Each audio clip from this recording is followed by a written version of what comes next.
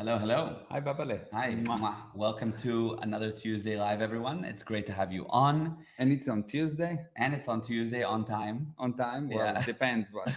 because now it's 11 here. 11. Yeah, so it's an on hour time. earlier for everybody in the northern, Yeah.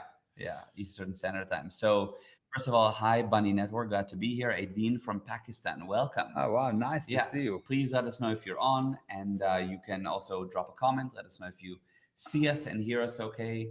We're also joined by uh, Tumi, who is an African founder. We're just going to have him come on now. I think And that being there's in Africa, we have load yeah, shedding. we have load shedding. Let's explain what load shedding Yeah, is. for those that don't know, load shedding is planned power outages that happen in the country in order to reduce the load that is on the power grid here. So it's wild. Throughout the day, we have like 2 hours up to 4.5 hours of Up to 9, 11 no, hours. yeah, but per slot. Per slot. So 2 to 4.5 hours. 4.5, yes. Per slot, and sometimes there's 2, 3 slots a day. Like the most we've had is like 13 or 14 hours of power outages. Wild. So I think Tumi's having some issues with that, but I can Yes. build the premise of the conversation today. Okay, yes. And Yeah. Anna said that you can hear us well. Thank you. Oh, great. Excellent. Hi, Anna. And Bridget, hello. Yeah, hi, And Bridget. Facebook user, hi from Toronto. Yeah, and hi from Pebble Beach. Amazing. Yes, hi from Pebble Beach. Yes, who is in Toronto? Who is in Pebble Beach? Yeah, we don't see your name, but it's all good. So, but if you want us to see your name, let's see. Yeah, there's a little link you can go to register once. The register now. Where is it? We have a backup generator. Yes, we do. We do. So if you want, you can go to this link, you register once, and after that, we'll be able to see your name for all future live streams. Anita. Hi, Anita. Got it. Perfect. Hi, Anita. Nice to see you. Okay, so I don't see that. Oh, here at the very top. This one? There, that one. There you go. So you go to chat.restream.io/FB. It takes a second or two to register, and there you go. Yeah. Tumi, I think, is back. If you can, there we go. Yeah, Hi, Tumi. Yeah, and in load shedding, as you see, it's very dark, but at least you made it on. Yes. Okay, so Tumi, can you hear us and see us? Yeah, I can hear you clearly. However, I'm unable to see you.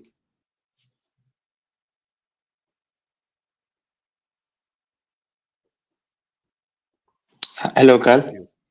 Well, yeah. Okay. Okay, great. So first of all, welcome, Tumi. The way I know Tumi is through an entrepreneur group here in South Africa, and Tumi is an African founder and businessman who essentially put in the group everyone. So he said, look, there are companies that raise investment, and first of all, before they raise that investment, they found a problem to solve. So they've spotted a problem that they want to handle. They need money for it. They raise some money for it. And then what happens is they either spend the money correctly and become profitable, or they get to a point that they need to raise another round of money. And if they manage, great. And if they don't, they die. And once they die, what happened to that original problem that they found? So does that just, the world never get that? Yeah, you know? So that's the question and the premise of the conversation. Tumi, you can of course add to it, but maybe give us like a quick rundown on what you do, just so people know who you are. Thank you very much, Gal, for the opportunity to come and have a conversation with you today. My name is Tumi Letsaba. I'm having this conversation with you. I'm currently based in South Africa. I'm a co-founder and CEO at Next Curve Creations. At Next Curve Creations, we see ourselves as a solutions studio, in that we enter into industries, identify inefficiencies, and remove those inefficiencies, with the result of lowering the cost of providing services or goods within that particular industry. To date, our lowest hanging fruit has been the work that we are doing in informal markets, in that we have built a business model that allows us to move consumer goods or manufactured goods from manufacturing facilities directly to informal markets without the need of holding inventory.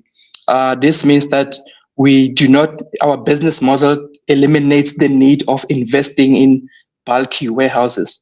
if you think of a typical e-commerce platform, how it works, typically you will have a software, which is a user interface, and a warehouse somewhere where goods are stored, whereby when you place an order, they will be fetched from wherever the warehouse is and delivered to the destination. Our model eliminates the need to hold inventory, which means our goods that are available on our e-commerce platform are low. The cost of goods are low, which is ideal for the problem that we are solving, which is the high cost of doing more business for informal markets in the African continent. Okay, fantastic. Okay, and how do you make sure that if I need shoes, how do you make sure that the shoes don't have inventory? Someone will have to hold the inventory. Yes. So we have followed a different approach as far as building the business model, in that the way our business model works, that it begins with the customer or our clients, the buyers. So our typical or rather our target market are micro retailers. These are businesses that inventory for the purpose of reselling. What we did was that we went after we have identified this huge problem of high cost of doing business, we went to them and said, look, please give us your top 5 selling inventory items that you need on a regular basis. Once we have ascertained that, we went and looked for manufacturers of these products that they need. What we then did was to solve for how we are able to move those products from manufacturing facilities to where the last mile destination. So I mentioned that we don't hold inventory, and we are not investing in warehouses. However, what we are doing is we have designed what we refer to as dispatch center. What a dispatch center really does is to facilitate cross-docking. So if you think about cross-docking, it works like a port. So if you see how a port works, is that one big mode of transport or a container ship carrying loads of containers will approach the port, and immediately the container ship is offloaded and the containers are loaded into smaller modes of transport for last mile destination. The principle is the same. In our model, instead of a big ship, we have a big truck carrying goods, approaches the DC. Immediately it's offloaded and the goods are loaded into smaller delivery vehicles, which we outsource from the locals. The same way as Uber outsources drivers, we outsource individuals to fulfill last mile delivery for us. And how it works is that within the FMC industry or the food manufacturing industry, is that when you buy directly from a manufacturer will use their own logistics assets to deliver the goods wherever you are. So which means you're only incurring the cost of last mile. So basically you're trying to remove the middleman. We have not try. The manufacturer will hold the goods. Here's the warehouse, and I will send it to a distribution point, and this distribution point will send the goods immediately to the different places. But at those distribution point, you will need also some kind of facility to hold the things and send it. But yes, I got the idea of the business. Okay, so what's the question? Yeah. Yeah, was my overall kind of introduction onto your question a good starting point? Essentially, how do people raise money in a way that actually becomes profitable and not kills them? That's the question. Yes. Just to add a bit of context into that, is that what the idea behind the question comes from I having observed that within the context, within the Africa startup ecosystem, we have been observing that a lot of companies are shutting down. And if you do a bit of research, you find out the reason why they are shutting down is because, or rather the number one reason is because they were unable to secure the next funding round due to the funding drought that's happening within the capital markets. So for me, it simply says this: if a business is unable to survive because it was unable to secure the next funding round, it points that there are issues fundamentally, because if your business model relies solely on you raising external funding, which means there are weaknesses within the model that is to an extent that it is unable to sustain itself. So my question is then, if a business model is unable to sustain itself, how is it able to jump the hurdles of raising funding? Because what you hear is that raising funding is hard. So if raising funding is hard, and these companies were successful in going through that hard process of raising funds, and now later we realize that no, they are now shutting down because they are unable to raise the next round. So which means there's weakness in the model. So yeah, thank you. Yeah, got it. Okay, so a few things. First of all, when you have a problem in a company and you said the reason for the problem is A, if A don't solve the problem, the reason is not what you say. So if you say the reason they close down is because they find it hard to raise capital, that's not the reason. Because if I come to you now with a business model that is proven, that print money already, you'll have people waiting in line to give you capital. You don't need to raise capital. So anything that is hard only because you're operating on a lie. You believe in a lie. If it's hard, there's a lie. If the relationship with your wife is hard, there is a lie in the relationship.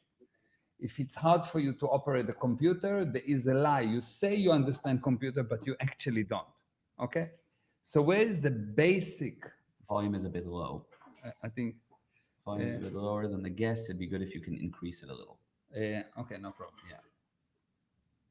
That should be better. Let's see if that's better now. Is that okay? Let us know if that's a better volume. Yes. Is that good? Yes. Yeah. It's been good on that side. Okay, good. So this is number one. Now, what's the basic mistake of entrepreneurs? They raise money in order to grow the company, and it's okay, but they don't have a specific way to make money. They never sat down and confronted the last detail. If they do, you will discover that in day one, they will start to make money. The reason 99.5% of all startups close and lose a lot of money is because the entrepreneur believes that he can live on money that he got from investor. When you get money from investor, it's not important how much money, you will waste it, not invest it, you will waste it. How do I know that you will waste it? Because you take any person that went through a startup phase, you will see that at the beginning he get an investment and he spend only what he have to.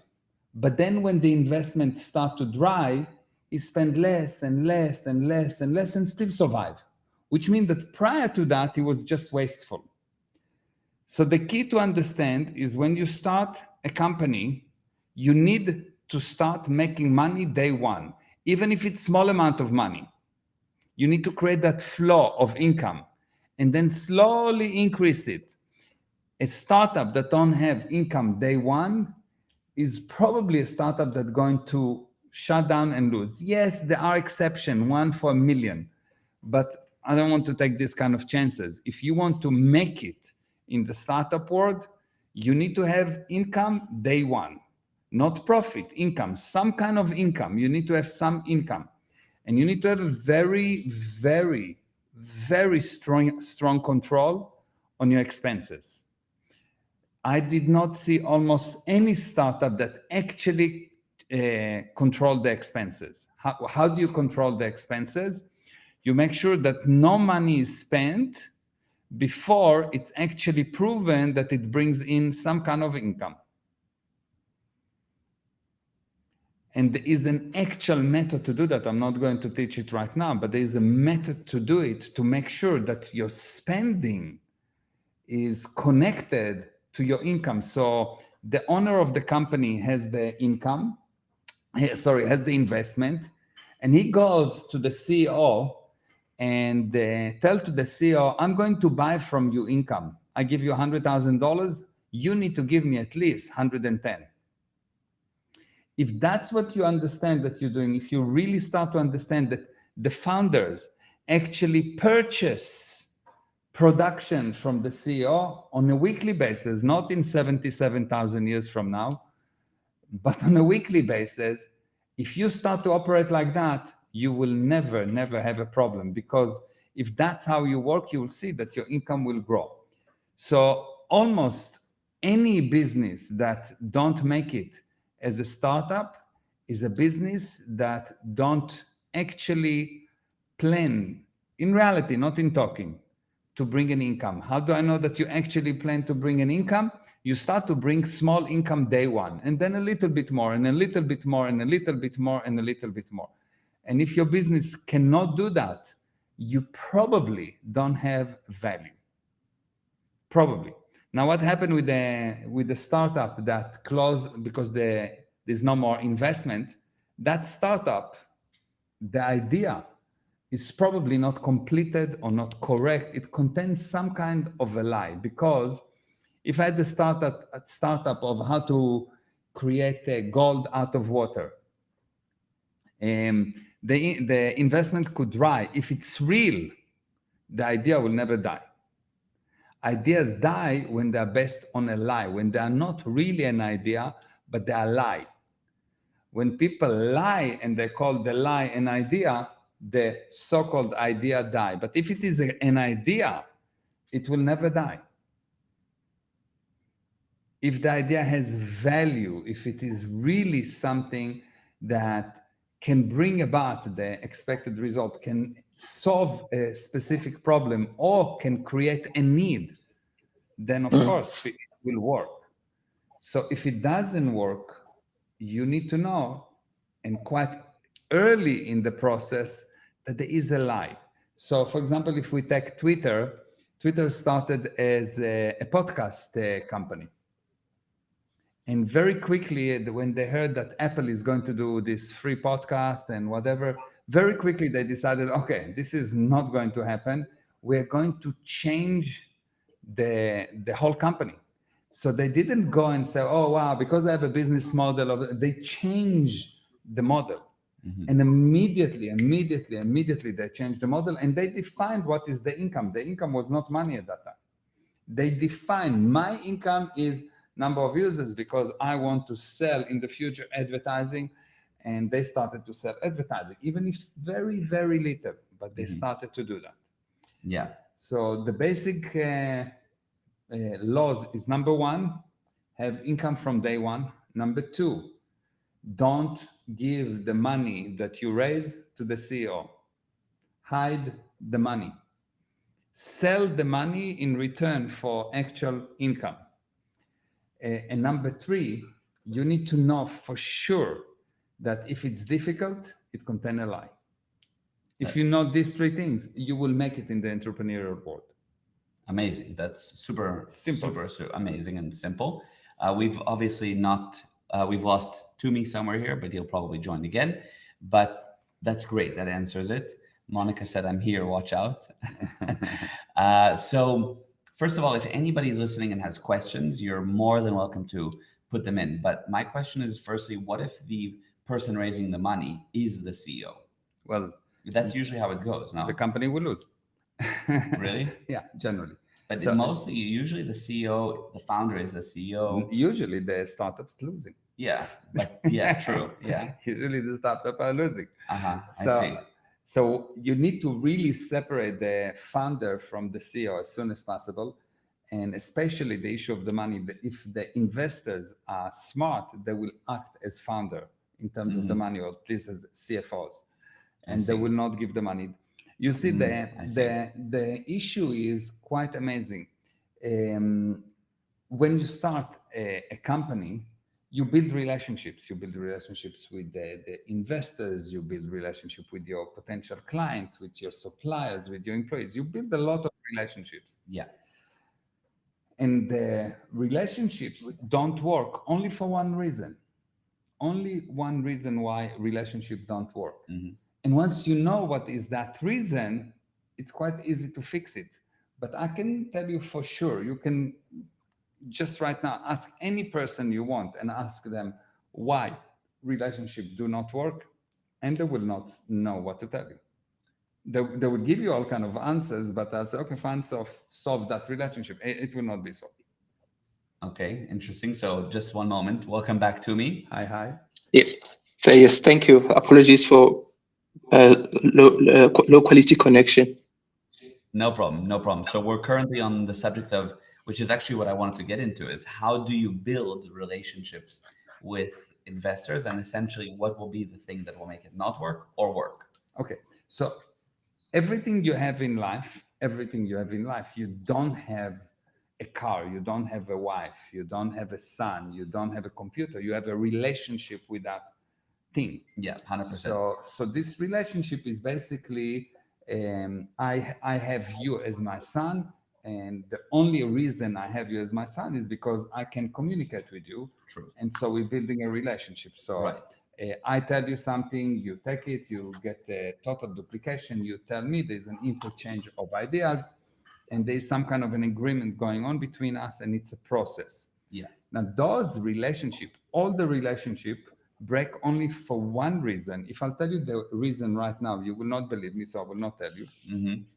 But you can come on Friday to the seminar that I'm doing. 100%. And there you will find out quite at the beginning of the seminar why relationship breaks. And it's not what you think. You can try on the chat to write to me, why do you think relationship break? And you will see that I can take any one of those things that you say, and I can show you that it doesn't really work. Yeah. So people say, well, the communication breaks. So, okay, fine. So why did the communication did not break 2 weeks ago? Why today? Yeah. Or you say, well, the person is mean. So why wasn't he mean when he met you? Mm-hmm. And whatever you say, why the communication break, you will see that it's not the issue. And you can see that you will have as much money, you'll be as wealthy, as healthy, and as happy as you have good relationships. And if you don't know this one factor, you will not have relationship. You will have problem in relationship, and you will try to solve the wrong problem. And so the problem of relationship will grow. Mm-hmm. So when you have a problem, and when you try to solve a problem and the problem doesn't get solved, you try to solve the wrong problem. So when you see a problem that becomes bigger and bigger and bigger, what you need to know is you're trying to solve the wrong problem. Identify the right problem, you will then identify the source of the problem, and then you will be able to solve the problem. If you have a headache, it's some idiot doctor decide to give you an open heart surgery, you will have a much bigger problem, because the source of the headache was not the heart, was lack of salt. Right. Are you with me? Yeah, absolutely. Absolutely. Tumi, are you following? Yes, I'm following. And before I got disconnected, as you were elaborating there, Meir, as to the reasons why companies will fall after having raised money. And I understand that the reasons that you say, because sometimes you said sometimes it's the lies, because what was sold is not necessarily true. But it becomes more interesting because this is industry wide, so which means there has been a lot of lies out there, within the startup ecosystem. It becomes concerning. If it was one or two companies that were falling, okay, fine, we understand that most of the startups will fail. However, if it's now an industry-wide problem, it points to something much more serious. Well, the big problem do not mean big reason. Big problem means simple reasons. When someone go and look for complicated solution or for complicated reason, he's doing it because he cannot see the simplicity of things. When you see something complicated, you look at lies. When you find the truth, you look at simplicity. It's simple. Three reasons. Number one, you did not create at the beginning income. You didn't create flow. Number two, you spend money carelessly, although you thought that you're saving. And number three, once you have this, you've got the spending under control, you got some income under control. The next thing you have to do is to improve the relationships. You have to look at your relationship, and all those breakdowns, all of them without exception, all the breakdowns are always because of a relationship problem. If you have a very, very good relationship with your investors, you will see that they will give you endless amount of money. If the relationship break, if they stop giving you money, there is something somewhere that you didn't understand, because you want the investment, but you did something that pushed them away. You broke the relationship somehow. So this thing, what actually break relationship, there is only one reason. And if you know that one reason, you will see that you will have as much investment as you need, you will have income, and the whole world will conspire to help you. And if not, you will have bad luck. The whole world will somehow conspire to destroy you. So if you know how to create relationships, you will see that everyone magically help you. If you don't know how to create, maintain, and fix relationship, you will see that the whole world will somehow magically conspire to destroy you. You'll have bad luck. It's all about relationships. It sounds too simple. It's only one thing that you need to know about relationships, like one basic thing. And of course, there's lots of techniques, but if you know this one thing, you'll never have a problem in a relationship. If you don't know this one thing, you will have only problems. And you cannot have something that you have bad relationship with. If you have a bad relationship with your wife, you don't have a wife, you have an enemy. Yeah, amazing. And so, by the way, for anyone listening, and to me as well, on Friday we're doing a seminar here in Cape Town, and it's live streamed, so you can be anywhere in the world, where it's 4.5 hours. It's from 2:30 South African time until 6 p.m. So it's actually 3.5 hours, and it's going to be super powerful and all about relationships. It's 350 Rand is the online ticket, which is like $19. And in person, it's like 190 Rand, which is like $10. So it's really, really affordable. We made it affordable so anyone can come. Yeah, because it's so important. This material, I give a guarantee that if you come to this seminar, or even if you've been online, for as long as you participate, not if you are a plant in the side. Yes. Yeah. As long as you participate. If you participate, even if you participate stupidly, as long as you participate, which means you can breathe, you can move your head, you can do this, anything, just make some noise, show me that you're alive. By the end of the seminar, you will see that your purpose for the seminar in regards to relationship, wealth, health, and happiness, you will know that you now have the road to improve. Where you arrived, you did not have the road to improve, because most people go smaller and smaller and smaller, and they have more and more difficult life. Children have less difficult life than adults. Adults have less difficult time than old people. Why? Because the older you get, the more lies you accumulate about relationships. And it's quite amazing. Very amazing. Very, very. So by the way, anyone on gprosperity.com/relationships, and you can find out all about it and register. That's just a side note for this Friday. So Tumi, did that answer the question? Yes. I'm happy with that, with the way the question was answered, which kind of validated or what I was already thinking. I was not 100%, but I was thinking along those lines. Yeah. Sharpened it up. Yeah. Yeah. Yeah.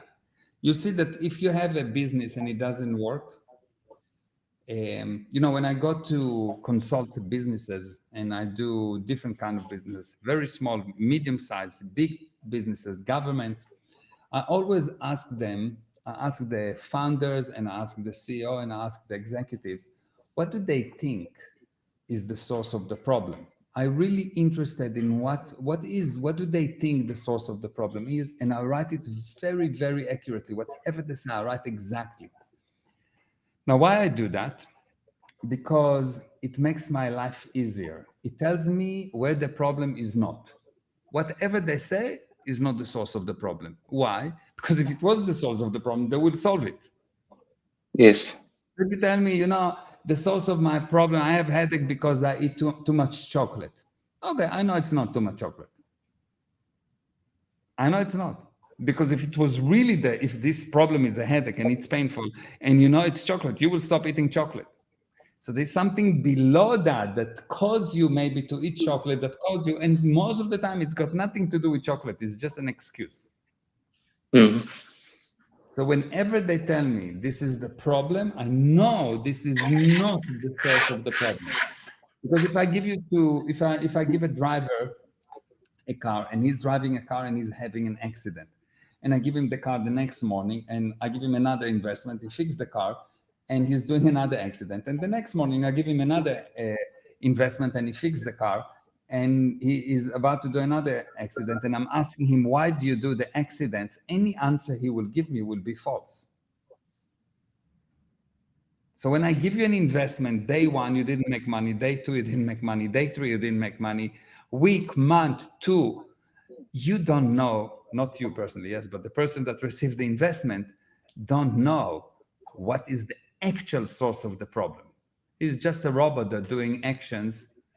And why do I say that he's a robot? Because you have another accident and another accident and another accident and another accident, and it doesn't improve the situation. He's making it worse. A robot do things robotically again and again and again and again, not looking at the results. A person look at the result and decide what to do. A robot first do and then decide what, and then hope for the best. A person define what he wants to achieve, and so plan and monitor all the time. Did I actually get that result? And every new day, he decides, okay, this is my result. This is what I'm going to do. This is my result. This is what I'm going to do. A robot just have a program that he's running through. And most of the people, most of the time, act robotically. That's correct. Yeah, that's key. Amazing. Amazing. Good. Well, firstly, we're about to wrap up soon, but Tumi, I want to make sure that any other question, of course, it's a huge topic, right? But any other main question that you want answered, we cover. I think like I had put my thought process out there was that it was strange for me to see that industry wide we are observing this phenomenon where people have or companies have raised money, and now all of a sudden everybody's shutting down because the funding has dried out. So it was a concern for me is to say, like, are these businesses or were these business models strong enough to withstand external shocks? Because when you're running a business, you are exposed to risks, and there are certain risks that you are in control of, and there are certain risks that you are not in control of. Now, if your business model has Can I stop you for a second? The difference between successful people and unsuccessful people do what they can. They say there are certain risks I can control and certain I don't. Successful people do what they should. they have nothing that they consider is not under their control. They're willing to win and lose with the same level of enthusiasm, which means I'll do anything. I don't do what's needed, I can, or I don't do my maximum, or I don't try. I do what's needed to bring the results. Most of the people don't know what is the result, so they cannot go after the results. So it's not that there is a industry-wide drying of funding. What you have is lots of people that repeated what other people doing, so they just parroting, and they give it just a little bit of different flavor. And the investors are also not so smart, so they give the money without really understanding how a business should be built.